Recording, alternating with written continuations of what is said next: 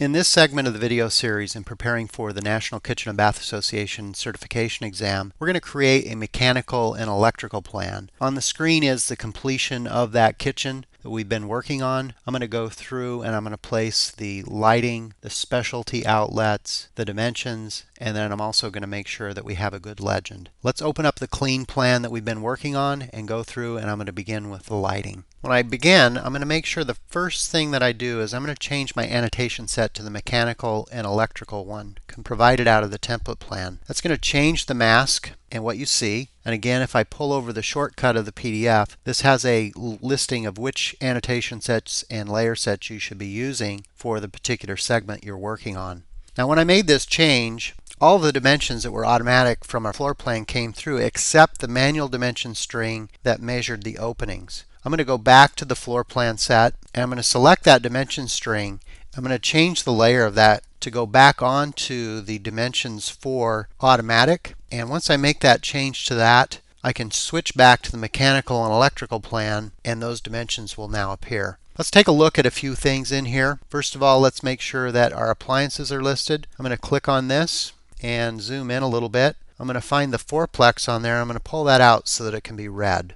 Some of the appliances that are placed inside of a cabinet don't have a listing. So for example, the dishwasher doesn't have a listing. I'm going to use my text tool. I'm going to come in here and I'm just going to type in the text for that. And then I'm going to change the font to make it quite a bit smaller. We'll go ahead and pull that over here, and I'm going to do the same thing for the oven. And then finally I'll do the same thing for the cooktop. Once I have all of the labels that are exposed for all of the major fixtures or appliances, I'm going to begin by placing a recessed light. Using the light tool, I'm going to come in here and I'm just going to place the first light. Then I'm going to zoom in and I'm going to use my dimensions. Again, I'm on the MEP annotation set. When I do my dimensions, it's going to show up on that layer. The first thing I'm going to do is change this to my centerline dimension. And I'm going to come in here and I'm going to create a center line for this first light. So I'm going to come off of the wall in both directions, and then I'm going to go ahead and set the dimension for this first light. I've determined that I want this to be 20 inches off of the wall, and I also want it to be 38 inches off of the other wall. Once I have that dimension set, I'm going to use my multiple copy tool,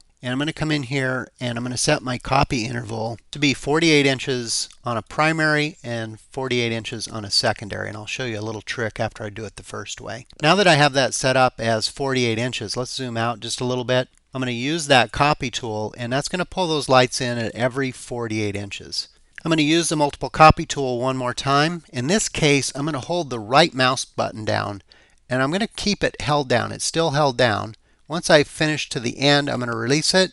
I'm going to pull my mouse down, and when I'm finished, I'm going to do a left click. So I'm going to click the left mouse button now. And then the only light that I'm actually going to remove is probably this one. And instead of removing it, what I'm going to do is I'm going to just pull that over and use that for my sink workspace. And I may just set it here, use the center tool, and center it on the sink. Now that I have all of my lighting placed for the recessed, let me go back into my centerline dimension since I deleted that. Let's go ahead and do our centerline through here. Notice it's only picking up the electrical. And if you're curious why that is, you can double click on the dimensions. Under the locate objects, you can see that the only thing really checked on here is electrical, and that's why it's only picking it up. You're taking the advantage of the annotation set and the defaults for that dimension. Let me use another centerline dimension, and I'm going to come down this way in this case, and we're going to pick up the dimensions. So I wasn't able to get that since I was zoomed out. We'll just pull that to the wall. And now I've got all of those dimensions. There may be cases where you need to add another dimension. Let's suppose that I want to create a dimension for the electrical in this case. You could easily pull that in and pick up the dimension line for that particular object as well. Highlight your dimensions, zoom in, and grab the fourplex, and then you can adjust your dimensions as well. I'm just going to click on this dimension, pull it away from the label from the double oven, and I may also zoom in once it's highlighted and pull the 38 inches out so that it's easy to read. One of the challenges with the electrical and mechanical plan is making it easy to read, and it can be very challenging. Let me go into the library, find a couple of pendant lights. So as I browse down here, I can find underneath the core catalog architectural lighting, and underneath of here is pendant lights. It's not necessarily about the design, so I'm just going to pick one that will work. There's a whole bonus catalog that you can download off of the bonus library from the Chief Architect website to get additional lighting options, but in the exam case, let's just grab this one, and I'm just going to place a couple of pendant lights on the island, and then we'll use the dimension tool. What I might do in this case, let's go ahead and set this by picking up this additional item. I'll click on the light, and if I group select those by holding the shift key down, when I select this dimension, if I go in here, let's put that at maybe 34 inches, it will move both of those lights at the same time. And then I can also do the same thing in this direction. If I want to pick this up, that's going to be at a very small dimension. You may want to run another center line, and you can pull another center line in there. Pull this one off. That way I can have an individual centerline dimension for those two lights. Go ahead and set that to be 32 inches. Another way to do it is to make sure you select both lights. You may want to then use the center tool and center it on the custom countertop. That way they're exactly centered in that direction. And now I have all of the lighting that I need for the most part in the ceiling, and what I want to do now is do the under cabinet lighting. You can either use a strip light. If you want to use a puck light, then you can select that and use it. If you have a tube light or maybe an LED strip light, that would be the rectangular one, you can use those. I'm going to use the puck in this case, and I'm going to come in here and then I'll place a couple of pucks down in this area. Once I select the first puck, I'm going to set my multiple copy on that, press the tab key to get to it. I'm going to set the multiple copy in this case to be at 18. So we'll click on that, type in 18, and I'm going to create a couple of copies of this puck down in this area. Place one more puck off to the side over here, and then I'm going to come over here, place another puck over here, and then I'm going to place a series of pucks over here again. I'm going to use the same copy interval at 18 that we've loaded in there. See if that works. I got 4 of those in there. Let's go ahead and select our puck tool. I'm going to draw a marquee by holding the shift key down, and then I'm just going to slide those over and center that roughly in that space. Now again, if you want to centerline dimension those, you can use the same centerline tool. It may get a little crowded in here. Let's see what happens. Let's go ahead and drag out our center line through here. Again, it's only picking up the electrical. I'm kind of moving slow. Once you've got that, if you need to go all the way to the other wall, we can simply select, find the extra diamond, pull it over here, and put that in there. There's a lot of extra dimensions in here, and if you have to dimension those pucks, then you should. For the purpose of this video, to keep it clean, I'm just going to go ahead and delete that string for the time being. For the outlets, we have a tool in Chief Architect for automatically placing outlets. For it to work, you need to name your room either as a kitchen or a bath. To do that, if you haven't done so already, just highlight the room, double click to open it, and in the general panel here you can specify that it is a kitchen or a bath. Once you've done that, now that this room is named a kitchen, I'm going to select the room one more time, and you'll find a tool underneath the electrical called Automatically Place Outlets. That's going to give you a good start. Let's go ahead and click that button, and then inside of the room, click one more time. That's going to place a number of outlets. They'll also come in at a good height. So if you zoom in and you take a look at this, let's open up our wall elevation. Let's just do a wall elevation here and take a look and see where it placed that on this wall. So it gave me a pretty good start, and I'm going to modify this maybe in this view, maybe pull this one over a little bit, and I'm going to slide this outlet over here, and I'm going to use the copy tool, and I'm just going to slide a copy of that outlet over here in the corner, and that made sure that it's a good start. If I select the outlet, let's see where it placed it. Notice that in this case it's 43 inches to center. Now I know that information. I can use that in my mechanical plan. All outlets, if you put all outlets, are at 43 inches above finished floor unless otherwise noted, because in the rest of the kitchen where there aren't cabinets, we're going to go ahead and lower that to maybe 18 inches above finished floor. Let's close this and go back into our floor plan. Well, our electrical plan is getting a little bit cluttered, and again, this is a challenging part of it. I'm going to focus on my GFC outlets and this wall over here. I'm going to slide over, and then we're going to come over to this side. I'm going to make sure that I have a couple of outlets, and I may just pull this over so that it's clean off of my dimensions. Take this same outlet, which would be at the same height, and I'm going to create a copy of it. That way I know that they're all at the same height. And I'm going to come in here and pull this one off of the dimension. And it looks like I have most of my wall outlets that I need for general plugs set up. I might add one more since there's a a desk over here. I might add one more over here and pull this one from behind the refrigerator and just slide that above the countertop. Again, I may have to hold the control key down. And again, it gets a little cluttered in here where you have a puck light and your outlet competing in space. I don't really have a good solution for that other than spend some time to do the best you can.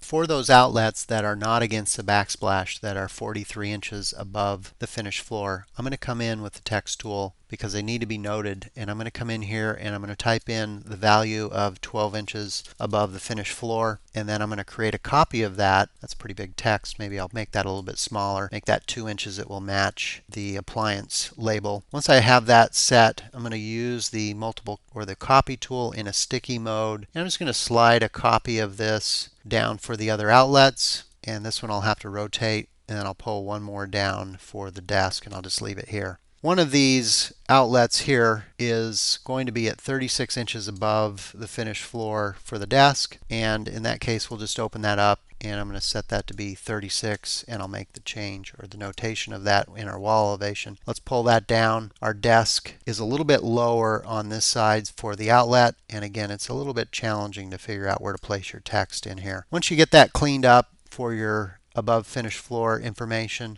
I put a call out on my legend that says, unless otherwise noted, all the outlets will be 44 or 43 inches above the finished floor. It's required that you put that text on there for those outlets. For the outlets that are specialty or appliance outlets, I'm going to go into the library and I'm going to find those items. Underneath the core library, mechanical, electrical, plumbing, you'll find outlets, and underneath of the outlets are wall mounted in this case. And what I want to do is I want to kind of start in the upper left corner, and what I'm going to find are my appliance outlets, and I'm looking for, in this case, at a double oven that can be used for that. Here's my double oven symbol for 220. I'm going to go ahead and select that. Now, one of the things that I do when I'm placing these outlets is you need to build a legend. Let me zoom out here a little bit. In your template plan, you'll find a legend which you can copy and use. Let's take a look at how I've created this legend rather than just copying it to begin with. First of all, if we zoom in, all of these items are wall mount from the refrigerator here on up to the switch. And what I'll do is I'll draw a wall, and each time I place a specialty outlet or a switch, I'll go ahead and place it along this wall for the purposes of the exam. Then when I'm all finished, I'll take that wall that I've set on here and I put it on a special layer so I can easily turn it off. If you look at the layer that I have set up for it, it's on a walls called invisible for the mechanical legend, and then I can easily turn that wall off when I get ready to send this out to my layout sheet. So the process is draw a wall. So I'll draw a wall over here for the purposes of this. I'll assign it to that layer. I'll open it up. I'll change the layer of it. And again, I created just a copy of the walls normal to be on this specific legend. And once I place the outlet, I'll come back over here and I'll also place it on this one as well. Again, the process is find the outlet, place it where you want it, come over here, place it to create your legend. Going back down, let's find our microwave. Because this is a hardwire microwave in the double oven, I'm going to zoom in here. I'm going to place it for that, zoom over here, and I'm going to place it over here that I can use it for that microwave. Let's go down and find the next one. I need a hardwire for the dishwasher. Place it over here, and again slide over, place it over here. So a little bit of busy work. I'm going to find the rest of the symbols for the cook hood, and once I finish placing those, then we'll take a look at the rest of the legend. What I am going to do is zoom out, and I am going to borrow the text information from here, and I'm just going to create a copy of it and slide it back up. Well, I've placed most of those outlets. Let's take a wall elevation and let's take a look at where those outlets may be. Again, we made a notation for this one to be 36. You can pull it down in this view, but if you want it exactly 36, just open it up, type in the dimension, and you can go through it. If you want to turn on your glass house view, maybe some of those outlets are behind the fridge, and you may want to make the designation. You can see where that direct wire is. Even though a direct wire really wouldn't have a receptacle, you do need to indicate where it would be coming out. Let's take one more wall elevation for the main sink wall and take a look at where those outlets are. Those look reasonable, except this is for the dishwasher. I'm just going to pull that down into where the dishwasher would go. Again, I've held my control key down. So that wall elevation looks pretty nice. We will open up the final wall elevation with dimensions that we created in an earlier video. Make sure the electrical looks okay there. One more outlet. I want to place a GFCI outlet outlet on the side of this box for the cabinet. In the library, I should be able to find cabinet mounted, find the GFCI, come over here, place that. We'll zoom in. I'm going to select it and I'm going to rotate it around. And again, you'd probably want to designate the A above finished floor information. I need to add a garbage disposal as long as I'm in here because it looks like I forgot that. So I'm just going to grab that. So scroll down, find the garbage disposal, see if I can place that. If I can't place it, I'm going to place one over here for the sink, and then I'll just simply select it, create a copy of it, and I'm going to slide that over for this sink. Maybe difficult to get in there, but again, I'm just going to hold the control key down. Now I'm going to place a few switches. I'm going to go ahead and place a couple of switches right here on the swings of the door. I'm going to zoom out. I'm also going to place a switch off to this wall as well. And then I'm going to begin connecting the circuits. And when you begin connecting the circuits, they can get a little messy. Let's begin over here on this side. I'm just going to come in here and I'm going to clean them up after I begin. But I'm going to basically connect the dots. It's a little bit of busy work. I'm just going to come through here and create all of these circuits. I'll probably just skip ahead. And now watch what happens when I connect this switch in here. It should become a three-way switch, and that way you know that there are two indications. If for some reason you can't force a three-way switch, or maybe you have a four-way switch, those are specialty switches you can find in the library. Let me just finish connecting the rest of these lights up, and now once they're finished, I'm going to go through and do some cleanup. And typically I'll just start on one side. I'm going to hold the control key down, and I'm just going to pull these around and make them a little bit cleaner in the way that they look. And I usually try to stay away from the dimensions when I set this up. And again, I usually just hold the control key down, and I'm just going to skip ahead with these all cleaned up. Well, I've moved most of those circuits around. Let's place one more circuit for the pendant lights, and we'll just connect that switch from the switch to the light. Simply click on the circuit. I try to avoid the dimensions, so wherever you think you can place those. Sometimes when you go to click on it, you'll get another object. Press the tab key maybe once or twice, and that way you can get the circuit. It's going to be a little bit more challenging to get the circuit for the under cabinet lighting. So I'm going to place a light switch over here for the garbage disposal and a light switch over here for the sink light. Again, using the circuit tool, connect the switch to the garbage disposal. Sometimes it's difficult to get, and I think what I'm going to do is I'm actually going to slide that garbage disposal to the other side, and I'll just hold my control key down, and I'll have to adjust the circuit too. Now for the switch for the underneath under cabinet lighting, let's see if I can grab this outlet here, and I'm just going to slide it over a little bit. Again, this is pretty difficult to figure out how to not do this in a cluttered way. I'm going to connect that switch onto the light. We'll see if we can pull it away, and then again, it's going to be challenging, but you basically pull these circuits down from this light to this light, and then I'll just kind of skip ahead and do this. But yeah, it's a little bit challenging to do.